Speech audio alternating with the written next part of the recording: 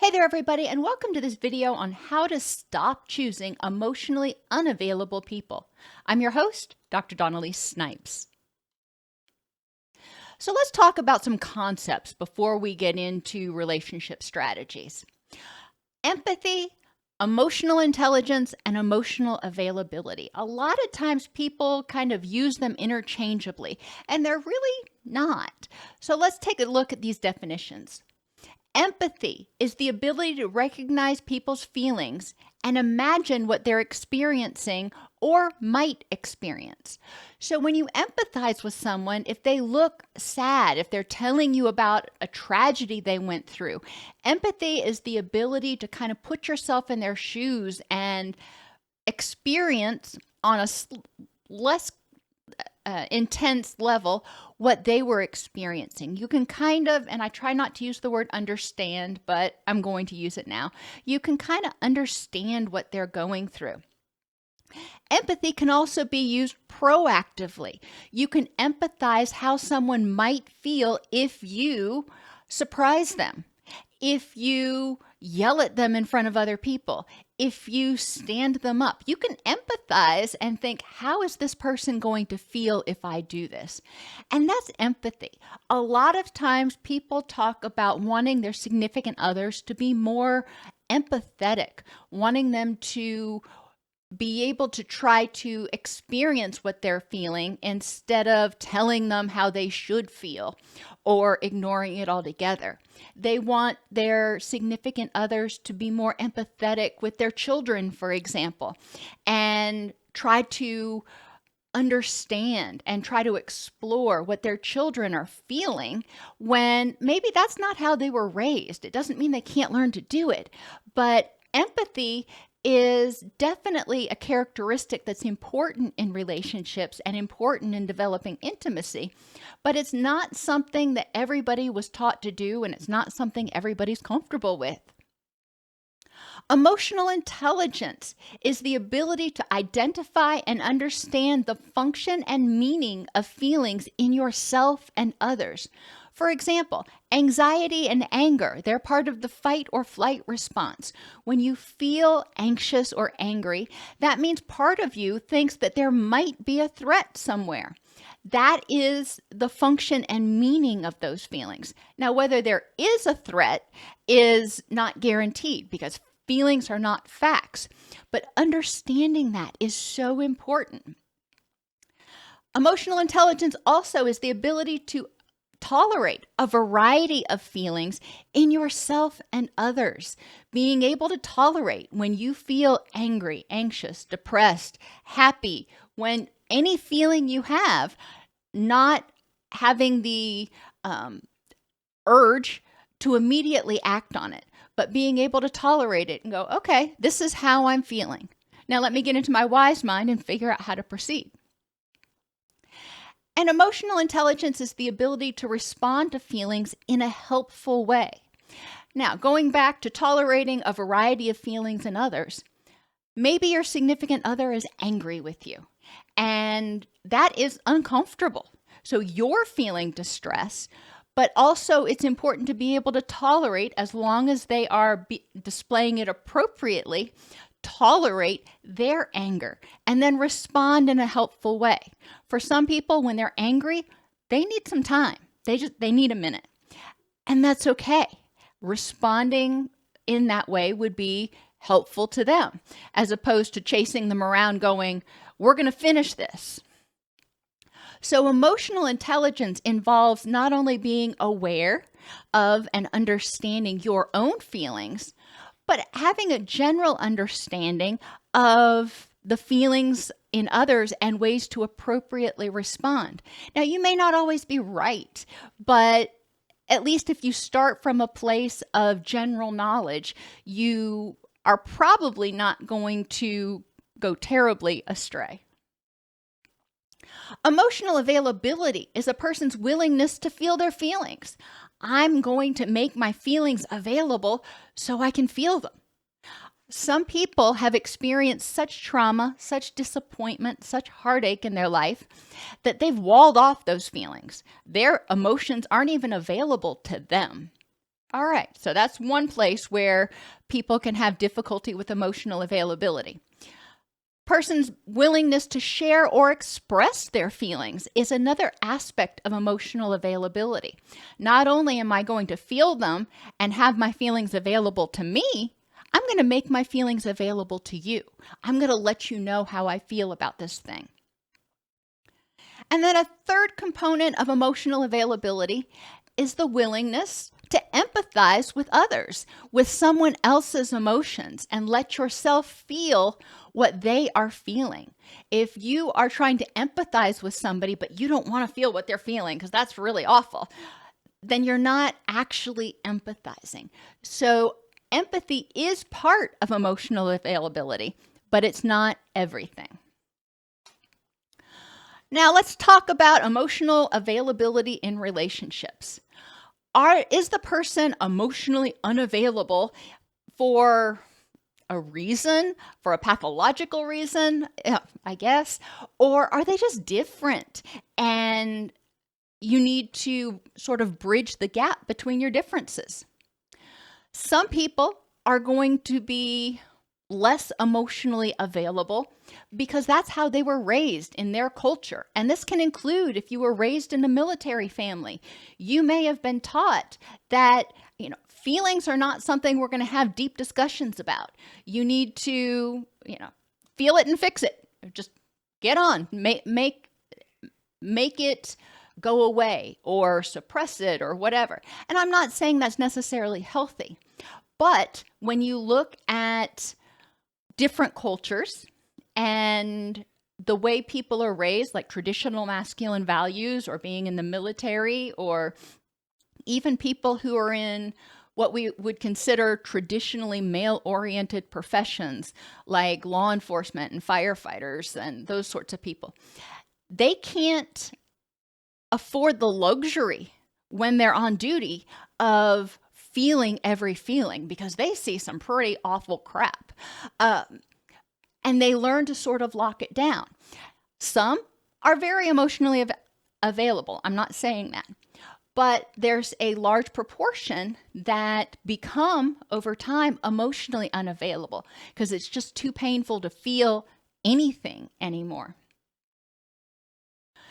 It's important if you're in a relationship with somebody who was raised in an environment where it wasn't safe or expected or okay to talk about feelings, to acknowledge your feelings, that you express your needs for emotional availability and what that looks like and create a safe place for them to learn.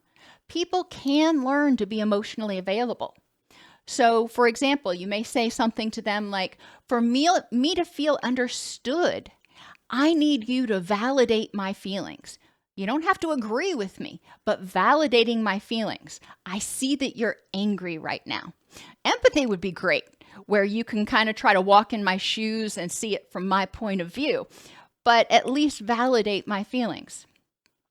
And it's helpful for me to know how you feel and your thoughts and reactions, because then I can feel closer to you. Then I can feel, then I can be more supportive of you, whatever you want to say. But telling them, not only do I need you to understand me, but I really want to understand you. At first, if someone is not used to identifying and expressing their emotions, it may be kind of like pulling teeth. You may have to ask, it seems like you're feeling kind of angry right now. Would you like to talk about it? Am I right? Is there something you're angry about? However you want to approach it, but couch it, because you don't know how they feel. You're looking at their nonverbals. Maybe they're in pain. Maybe they're exhausted, but they look angry. So couching it and saying, it seems like you feel really angry right now. Is there something you'd like to talk about? And then they can either say, yeah, I'm angry, we'll talk later, or no, I'm not angry about anything, I'm just really tired. And that helps them start using those emotion words that you may be craving. Another difference that can make somebody seem emotionally unavailable is their temperament. Introverts often loathe small talk, and they want to have deep discussions about similar interests, and maybe even deep discussions about feelings and reactions to certain things. Extroverts, that's not how they're wired. So they tend to like to talk a lot about a lot of different things. And they'll talk about something for a minute, like how they're feeling, how their day went, whatever. And then they're going to move on to the next thing. And it's not that they don't care about you. Doing a deep dive on something may just not have occurred to them. There's a skit that a comedian does that in which he and his friend are at the gym, and his friend is bench pressing and says, "Oh, by the way, I'm getting a divorce." And the comedian says, "Well, that sucks." And they moved on. He's like, that was all. He didn't ask a question. He didn't ask for my opinion. I figured he had it well under control. And that is the way they were raised. And his wife was just aghast. She's like, "Well, what happened? How did he feel? And he's like, "I don't know. He didn't ask for my input. I didn't offer it." My point in bringing that up is that it's important to, again, recognize it may not be that somebody doesn't care. It may just not have occurred to them to ask, because either that's how they're wired or their culture. Additionally, introverts are more aware of what's going on inside them than around them. So this is where it flips. If you're in a relationship with an introvert and you're an extrovert, you're aware of what's going on around you all the time. And you are more aware of people's feelings and reactions and yada, yada. You're not as aware of what's going on inside of you, but you are attuned to your environment. Introverts are the opposite. They're more aware of what's going on inside them. So if you're walking around the house pouting or sighing and hoping that they're going to notice and ask you what's wrong, you're probably going to keep doing it for a while, because they may not be as attuned to what's going on around them.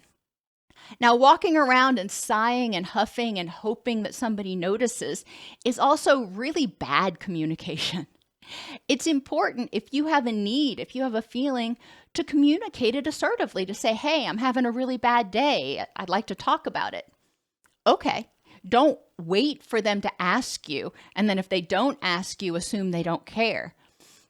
That's making a lot of assumptions about their ability to be aware of what's going on with you and what's going on with them. They may have a bunch of stuff going on over here. And if you stop them and say, "Hey, I'm really struggling with this right now. Can we talk?" Sure, they'll drop everything for you, but they may not just automatically have this emotion radar. Another aspect of temperament that can cause people to feel emotionally unavailable to you is if they are thinkers and you're a feeler. Thinkers react and respond to fix it. They feel angry, they feel scared, they feel depressed. They are going to do something about it. They know the feeling, they identify the feeling, and then they work to fix it, to address it. They feel validated when others also jump into action. You can kind of think of it as actions speak louder than words, or I'm showing you that I care. They see somebody that they love that is struggling and in pain, and instead of saying, "Oh, let's talk about it," they say, "I'm going to make it go away. I'm going to help you out." And you may not want that. If you are a feeler, it's important for you to be able to be given the opportunity to feel your feelings and not have someone try to take them away. I know it sounds counterintuitive, especially to thinkers, where they're like, "Well, you're in pain, you're suffering, I can make it go away, so why can't I?" Feelers need to have their feelings acknowledged, and then they can use the person as a sounding board and fix it when they are ready. Feelers are very capable of fixing their own problems, but they start from a place of feeling and needing to feel validated and understood.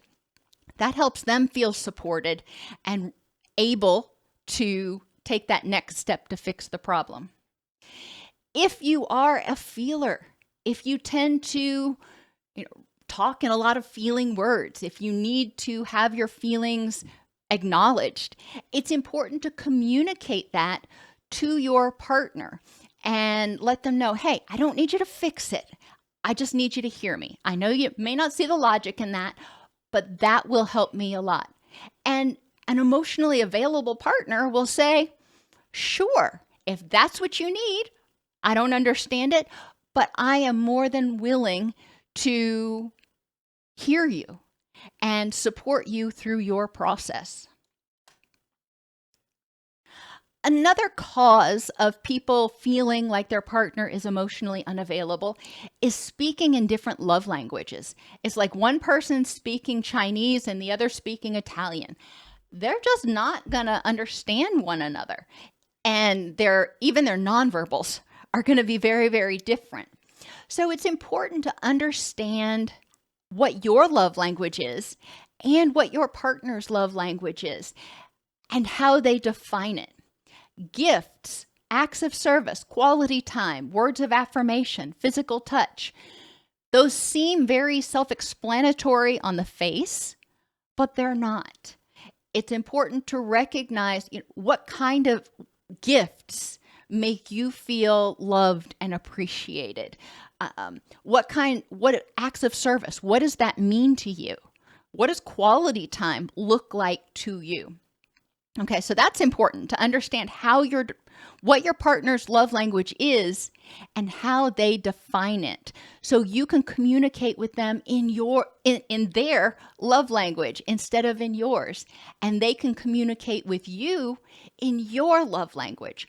This is one of the most fundamental concepts that I find people don't have in relationships. And when they start kind of getting the hang of it, both people start feeling respected and loved and supported so much more. Reflect on how your partner may have tried to show you love in their love language, have tried to express emotions and be available to you in their love language, especially if you're dealing with somebody who's a thinker or who's from a culture where they don't use a lot of those feeling words. They may have defaulted to, for example, acts of service and physical touch. And that may not be your love language, but maybe that's how they were trying to communicate to you. It's important for you to explain to them what your love language is. And also it's important for you to communicate with them in their love language so they feel loved and appreciated. Are you expecting mind reading? This is another thing where somebody can seem to be emotionally unavailable, but in reality, you're kind of setting them up because you're expecting them to constantly be hypervigilant to your every thought, want, and need, and have this emotional radar to read your mind and know when you're feeling upset and automatically react. And that's just not going to work in relationships, especially over the long haul. Now, of course, it's very obvious when you get a call that someone in your family has died and you start crying. That's very obvious how you feel. But it also may be that you get a call about somebody in your family who's dying and you barely knew the person and you're like, well, that sucks. And you move on, and expecting your significant other to know how you're feeling, that's expecting too much. That's expecting them to read your mind. So if you're feeling a certain way, maybe you feel guilty for not feeling feeling worse about the person dying than you do. Okay, well, that's one of those that's really unreasonable to expect somebody to just pick up out of thin air. So it's important to use your assertive communication skills and tell your significant other, I'm feeling, fill in the blank, I'd like to talk about it. Or when you did this, it made me feel, fill in the blank. And Because sometimes people will do things that hurt our feelings or make us angry, and we hide it. We expect them to know how it made us feel, but we didn't express it at that time, and it wouldn't have bothered them a bit. It's just something that, wouldn't have even fazed them. So for them to know how it's going to impact us, and us to assume that they're going to read our mind, is foolhardy. It's important to communicate. I know I've said that about a dozen times already, but I find at the heart of what a lot of people determine as or call emotional unavailability is just differences in communication, differences in telling each other how they tell each other that they feel loved, or problems in communication where they expect mind reading. They expect somebody to agree with them all the time. If you want your significant other to regularly ask you how you're feeling, have you told them? If this is something that was normal in your household, okay, it was, but it may not have been normal in their household growing up. So it's important to tell them, I'd really like for you to be more in tune or be more curious about how I'm feeling, and just ask me how my day is going. When you say it, it can feel petty for a lot of us. But it's also important to recognize if this is something that's important for you, then we need to tell the other person. And the more explicit you can be regarding your definition of emotional availability, what specifically is it you want them to do, the easier it is for them to say, oh, sure, I'll give that a shot, or yeah, no, better find somebody else. Other reasons people may be truly emotionally unavailable, walled off. They have a lack of emotional intelligence. They never learned how to identify their own emotions, so they certainly can't pick them up in you. Fear of intimacy, rejection, or getting hurt. If they've experienced this before, then they may not be ready to feel their own feelings. If you're in a relationship with them, they may not be ready to feel love or even a close connection, because the last 2, 3, 4 times that happened, they got hurt. And they don't want to feel that again, so they're just not going to feel. They may have low self-esteem and fear rejection, so they don't want to feel because they're assuming that you're going to dump them. They may have abandonment trauma from childhood, and having that trauma, they never developed a secure attachment, which leads them to believe, in most cases, that they're going to be repeatedly abandoned.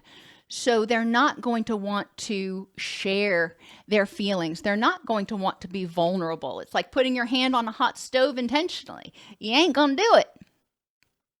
They also may have trauma-related hypervigilance, even if they had a secure attachment. If they've experienced trauma and they don't feel safe in their environment, they're scanning and they're always on edge, it's going to be really hard to be emotionally attentive to you or even to their own self, because they're just constantly anxious and constantly trying to stay safe. Think about a soldier in a foxhole. He's probably not going to be super empathetic because he's trying to make sure he doesn't get attacked. Insecure or avoidant attachment is another reason that people may be emotionally unavailable. Children who are raised by parents who are rejecting and critical and harsh and unpredictable often produce people who have what we consider to be avoidant attachment. It's too painful to actually attach to you. I may be in the same room with you, but it's too painful to risk connecting with you and getting hurt again. When they shared their feelings as children, they were punished for it. When they needed help, when they needed comfort and support, they were punished for it. So they're afraid to do it now, which goes back to making sure that if you want somebody to be emotionally available, you've created an environment that is safe and supportive and nurturing. And finally, somebody can have a lack of a personal awareness of their own feelings, thoughts, and needs. If they grew up in an environment where caregivers were unpredictable, where there was somebody with borderline personality disorder or addiction, the child may have been taught, don't talk, don't trust, don't feel. So they don't even know what they like, what they feel, what they want. They're kind of numb inside. And you can't share what you ain't got. And it's not that they don't feel emotions, but they're not connected to them. The emotions may exist back there somewhere, but they have such a strong wall that they don't even really feel them anymore. They are too busy taking on the feelings of everybody else. You're upset. Okay, I'm upset. You're scared. I'm scared. You're happy. Okay, well, I'm just going to tread this one out for a little while. So they take on everybody else's emotions and aren't aware of what theirs are. So a reflection. Remember, behavior is communication.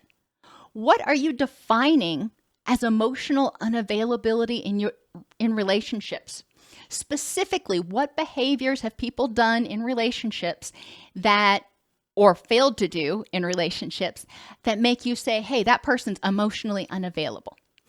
That's important. That's an important first step, because then you can say, this is what I need people to do.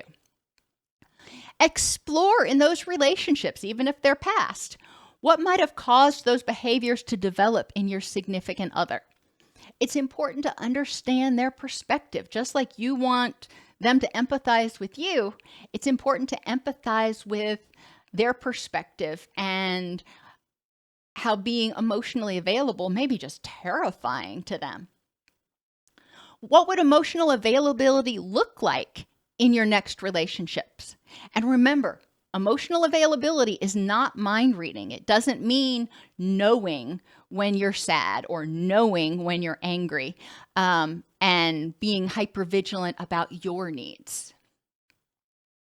Are you actively practicing emotional availability? If you are, then you're going to attract people who are more emotionally available. If you are interacting with somebody who is completely emotionally unavailable, then your conversations are probably just going to be one way. And you're going to do a lot of talking, you're going to do a lot of being vulnerable, and they're going to do a lot of just kind of sitting there going, what do I do with all this? Act to attract. When you are emotionally available and someone reciprocates with a little bit of emotional availability, then you know you're on the right track. And how can you communicate what you need to your significant other? Even in early on in relationships, if somebody is doing one of those behaviors that you identify as emotionally unavailable, it's important to identify or express to them what you need instead. What do you need instead of them fixing it? You need them to validate how you're feeling. Instead of doing this, it would be really helpful if they did whatever. When looking for new relationships, consider whether you're looking for something that is counterintuitive.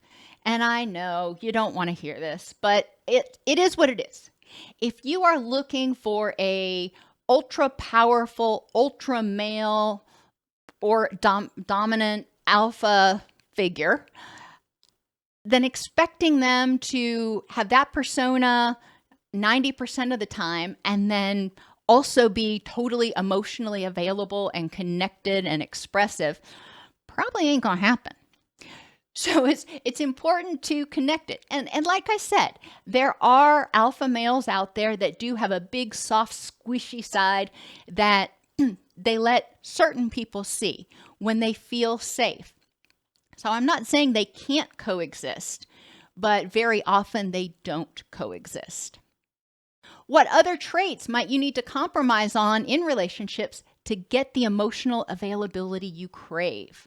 If you are typically attracted to, for example, we'll call adrenaline junkie type people, whatever their gender, those people tend to run on adrenaline, on cortisol, and they tend to, they're not always, but tend to be less emotional and expressive. So it is important to consider, maybe instead of looking for somebody that is an ER doctor, I might need to look for somebody that's a family practice physician, or I might need to look for somebody who's not a doctor at all. And that is a paradigm shift, because it's going to shift where you look for people, where you try to meet people. And finally, notice the signs early on and be honest with yourself.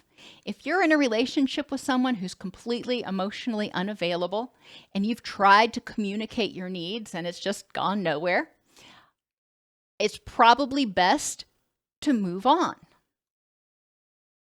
Emotional availability is learned, and it's dependent on people's early attachment experiences, their ability to be emotionally intelligent, which developed from those early attachment experiences most of the time, their sense of personal safety in relationships. People are going to be emotionally available and vulnerable when they feel safe. And cultural influences. If they were taught that emotional availability is not okay, then that is a behavior that they just never learned, and it's one they will have to learn. People can learn to be more emotionally available if they feel like they're in a safe and welcoming environment and provided the coaching to learn those new behaviors. You can't just say, I love you, and this is it's a safe place for you to express your feelings, and expect all of a sudden this person to become super emotionally available. They're going to have to be coached. Tell me how you're feeling about this. Tell me what your reaction was to this, until it becomes more second nature to them.